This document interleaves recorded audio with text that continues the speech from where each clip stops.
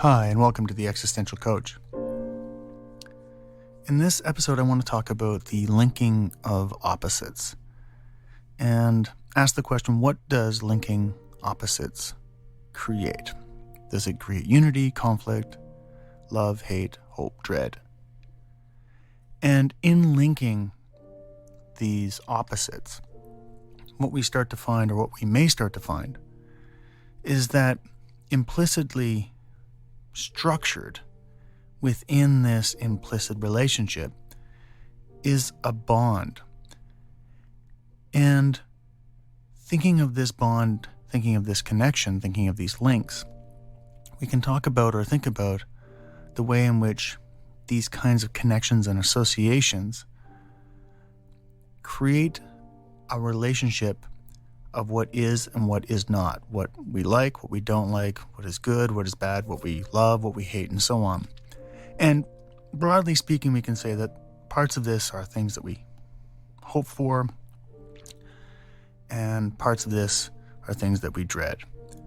So the question then becomes, well, what makes something fall into the quote-unquote against category? That is to say, what makes us say that a thing is something we don't want to be, that we see as being other than ourselves, rather than a part of ourselves or a part of the larger whole.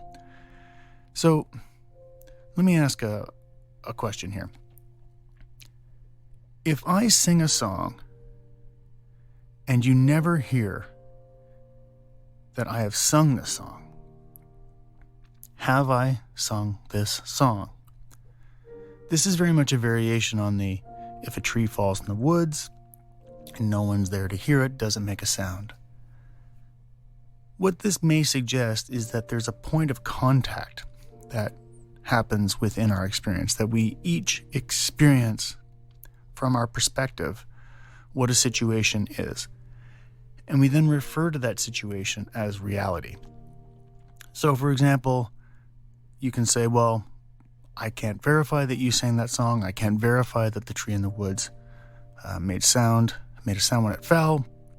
Now, you can hypothesize that, if you trust me, if you believe me, then you can say, I'm sure you did make a sound. Or you can then look at when trees fall, they do make a sound, so I can assume or presume that there was, in fact, a sound. Even so, all of this is operating within assumptions of how reality works and what you do or do not believe about this reality. So, one way of answering this is to say your experience is the means by which you may understand.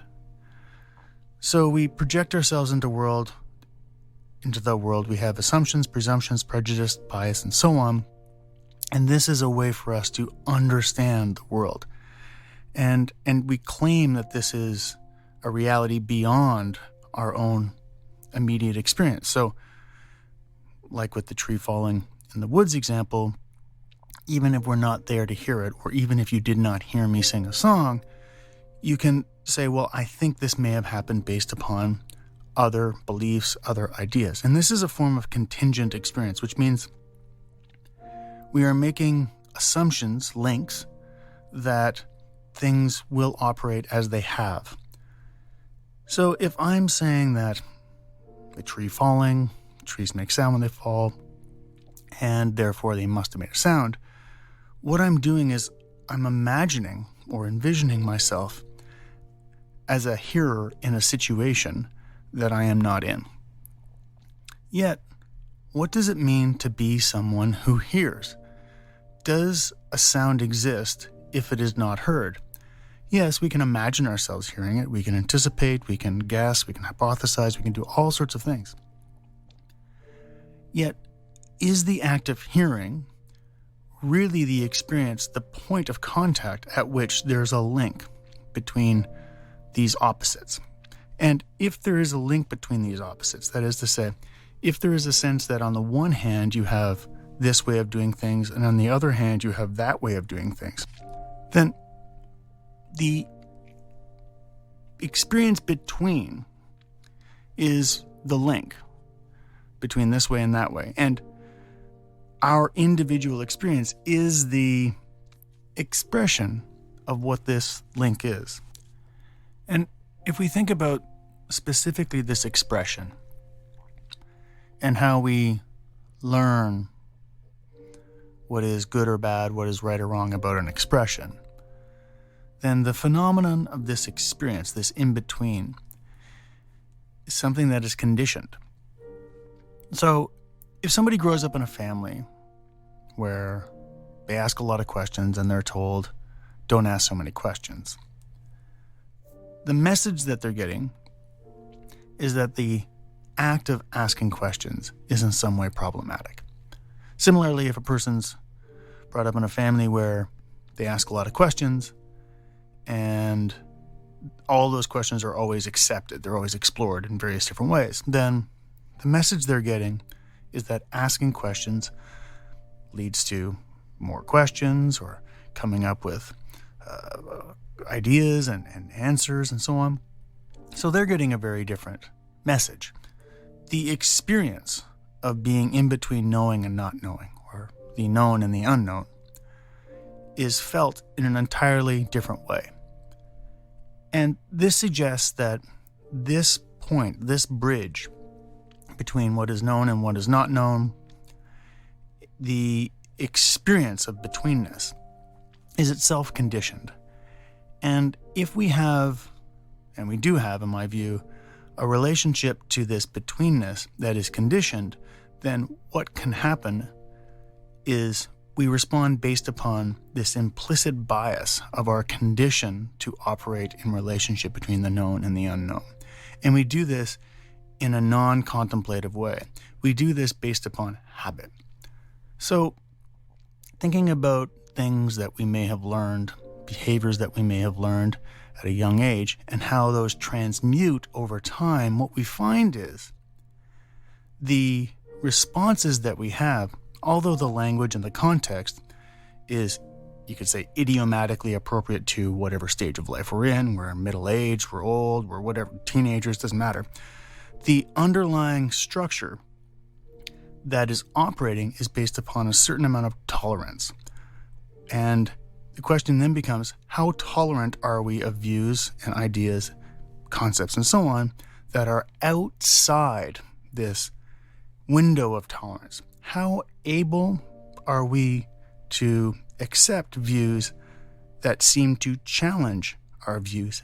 And how able are we to accept the very notion that a subjectivity can exist outside of ourselves that can counter our very notion of what it is to exist, framed within the context of our relational dynamic between known and unknown?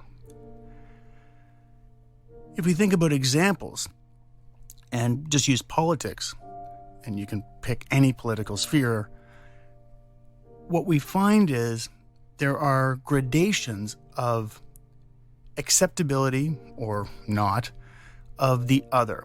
So whereas some people might agree to disagree, as the saying goes, some people may genuinely try to understand the perspective of the other person. Others may entirely negate the very existence of other as a subjective being. And this plays out in a number of different ways. So the question is, can we just look at our betweenness response? Can we just look at the linking of opposites, or what I'm calling opposites, as a phenomenon that we are predispositioned to take, and do so in a manner that I would argue is not a rational process, that is an implicit attachment response, a developmental need to be acknowledged in whatever way, and in so doing, remain within some kind of known world. So an example of this can be the person that stays in a very extreme environment, a very destructive environment, yet it is a known environment, and it functions in a way that allows them to exist in a context that is entirely familiar, even though it is destructive. Of course, somebody on the outside can look at this and say, well, that doesn't make any sense. Why are they repeating this destructive behavior?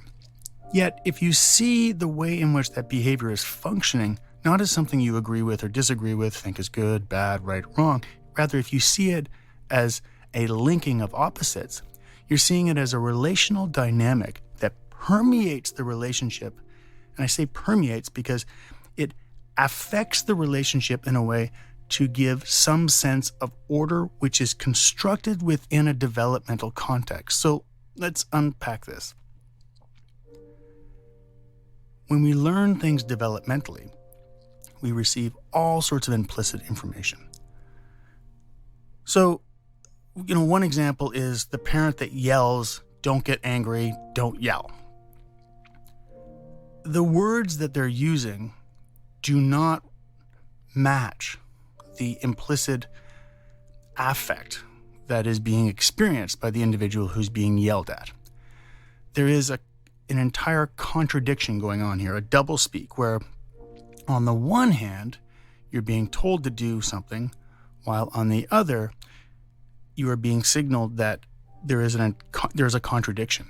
And this is really where this idea of linking the opposites comes into play. So an example of this is when we say they're paying lip service to something. We're saying that it's coming out of their mouth. They're hearing, they're saying the words, we're hearing the words, but it doesn't seem to match their actions. Sometimes there's a phrase, champagne liberalism, which is an idea, broadly speaking, that people adhere to, say, liberal ideas, again, broadly speaking, but don't really engage in the heavy lifting of what those ideas actually entail. And so, again, there's this schism. We see it all the time, of course, in racism and sexism, and the way in which lip service and champagne liberalism applies itself to questions of equity, yet when you get into the actual structural changes that are necessary, there's reasons for why that's not possible and so on. So all of these things start to raise questions about the way in which linking opposites and the disposition we have to link these opposites relates also to our ability to affect change. And this is where we kind of take this to the next step, which is once we realize that, using the analogy earlier of asking questions, we're going to ask questions and people aren't going to answer them. In other words, once we realize that we are not going to be reflected back, we are not going to have our developmental needs met, we move into some kind of protective or rigid state. And this effectively arrests the way in which we connect or not with others. So the person who's always quote unquote negative is operating from an implicit assumption that things don't work based upon their experience. This can also be intergenerational. Generations can pass down the skepticism, the sense of betrayal, the genuine pain that has been carried and not processed. And this occurs from generation to generation. And this, quite tragically, means the response to the unknown is transmuted from generation to generation, and the initial events or the crises that precipitated it are no longer a part of the conversation. So this experience is felt as a reverberation without knowing from what that reverberation came. And in so doing, the person has a so-called negative outlook. Yet if we look at what a negative outlook is, it is a way of containing the loss of self, the threat to self. It is a way of saying, I already know things are bad. I already know things won't work out, etc. And that is a defense, because if the alternative is you will be shockingly disappointed all the time, shockingly turned upside down, shockingly harmed, psychologically, physically for that matter, then to find some way to start from a place of protection means we create a line between these opposites, the opposites of hope and dread. And in doing that, we find a way to protect ourselves, which becomes our implicit response system that we then use. Like there's the Wittgenstein line, we look through a lens without realizing we're looking through a lens. And so having these forms of negative biases in whatever way effectively stops us from the unknown wave that would be more overwhelming, or we have experienced as being more overwhelming, than to go into it thinking, this is bad, this is a crisis, everything's bad, everything's a crisis. So, how do we step beyond this notion of linking opposites? Well, the first thing is if we see this from a purely structural, or even more simply, just a functional level. It indicates that we have a relationship in some way to the unknown. Now, why might this even exist? Why might this notion that we can have a relationship with the unknown even be something as humans, as conscious beings, this would be relevant? Well, if we have a relationship with the unknown, that is, if we have a means by which we can step outside of our existent structure of self, then we have a means to develop, to transform, to change. If we do not have a means of stepping outside of ourselves, then we are going to be held in some more or less rigid structure, purely mechanical structure. And, in recent history, this has been a significant way we have applied to the human experience, that humans are machines. The brain is the command and control of the body, telling the body what to do and so on. And this idea essentially mirrored the industrial age and the mechanisms that were created to be able to do things coming from some kind of command and control, whatever that is. AI kind of took that to a new level, and I've talked about that elsewhere. But the idea here is that there was this control system, and they gave us a sense of, well, now I can control the body. And in feeling like I can control the body, that gave a person a sense of agency, a sense of power.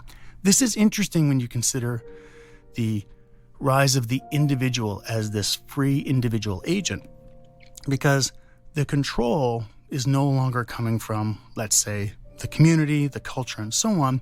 It's coming from their ability to control oneself. And so, in a sense, individuals become a culture of one. So, within this concept of a culture of one, that is, that an individual is operating in a way that they are mitigating all of the psychological barrage that they're experiencing through self, the internalization is a process that allows them, even though it's harmful, allows them to adapt to the transgressions of our culture, of our society, of times that we're experiencing, and so on. And notice how I just said them. I'm a part of this. But in some way, I'm able to conceptualize myself outside of society. In some way, I'm able to conceptualize myself as distinct, as different. And then I'm able to reflect upon and say the nonsense that I'm saying as a way to explore these ideas. And this really typifies you could say, the spirit of consciousness as this free associative, non-linear means of pushing beyond the known. And how comfortable are we with that moving of our relationship between the known and the unknown?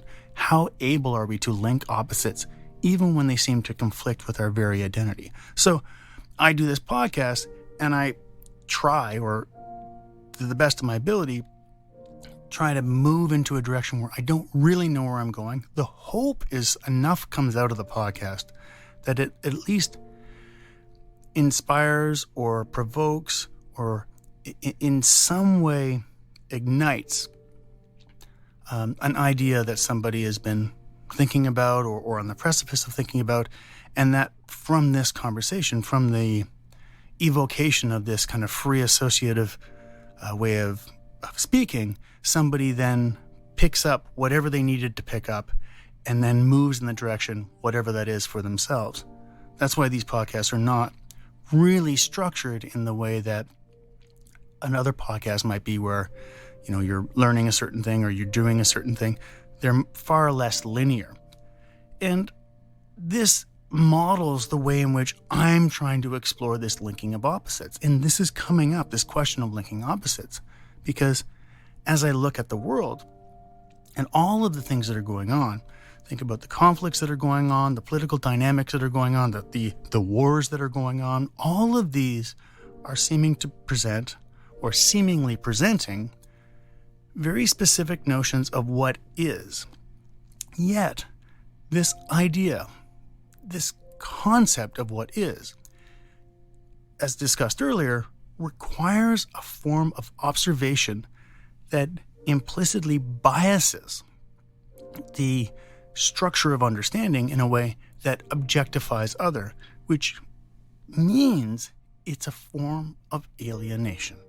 And here we come to this existential question of alienation.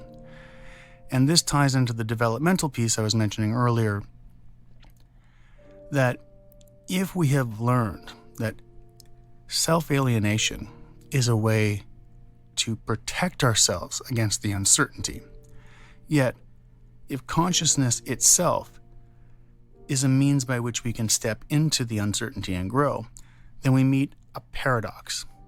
That is, we meet the line between protecting the existence of the thing we broadly call self and the development of this thing we broadly call self. The point at which we are asking, have I been or am I becoming? Are we looking at what was? Are we looking at what is? Are we looking at what will be? Where are we in this process?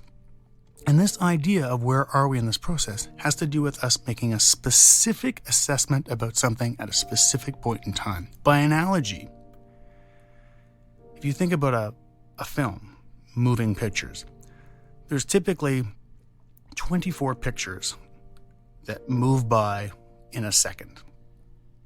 And we see these as moving. We don't see the gaps.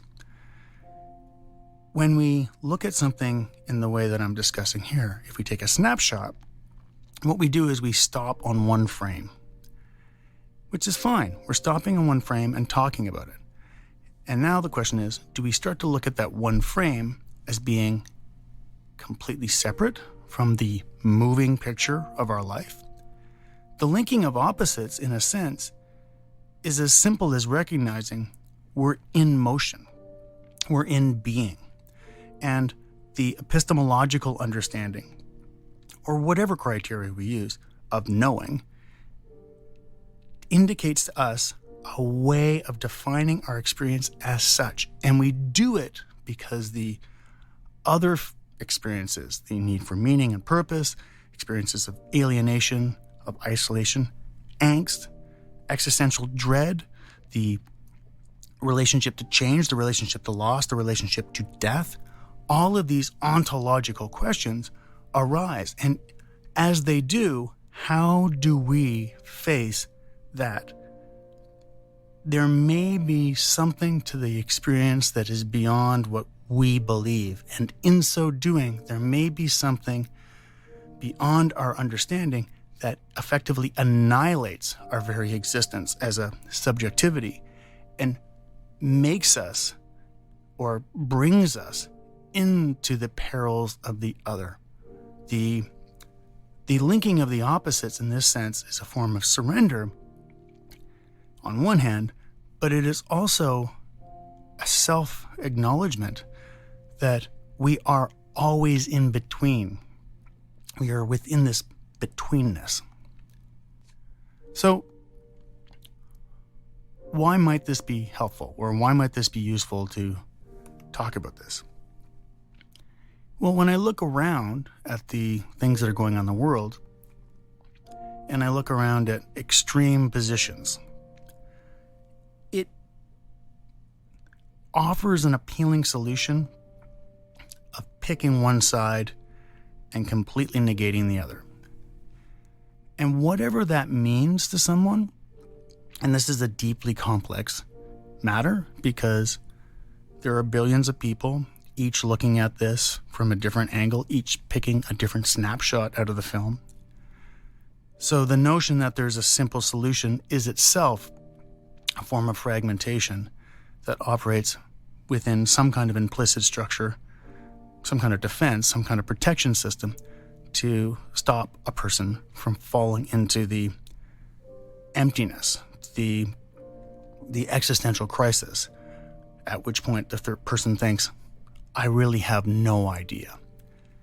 Yet if we can open ourselves to the notion of having less of an idea, less certainty, if we can start to think about other perspectives, not in political terms, but and not in epistemological terms, but in ontological terms, which is to say that there is an embedded sense of meaning, there is an embedded sense of purpose, there is an embedded relationship to change, and so on. And within that, there is something that is commonly experienced.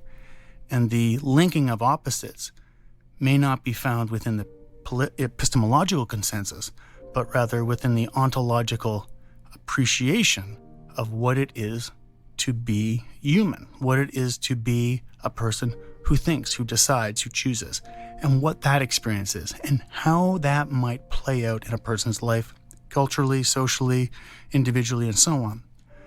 These are all questions that lead us back to this more developmental piece I was mentioning earlier, which is we have fundamental needs, developmental needs, and if they aren't met, we experience a break, a rupture. And from this, we then play out the trauma of this rupture in various different ways over and over and over again. In finding this relationship, the linking of opposites, in a sense can be seen as finding the place at which the movie stopped and we started to look at one frame.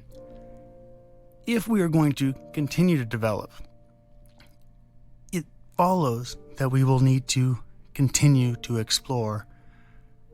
Yes. However, we also need to repair the ruptures. We need to find within ourselves a way to rekindle, heal, bridge, mend, understand, accept, and so on, that which has been lost.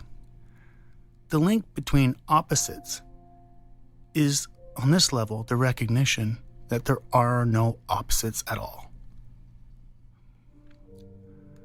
So, I'll leave it there, but this idea of seeing ourselves as a single point, looking upon a vista, and coming to a conclusion about that relates to our own understanding of self within a context. And that has been learned, and much of that is implicit. Yet the ability to transform that comes through consciousness also comes through a form of reflectivity that allows us to step into the unknown, which allows us to link holistically and perhaps see that there is something of ourselves that always exists in these opposites. As always, thanks for listening, and bye for now.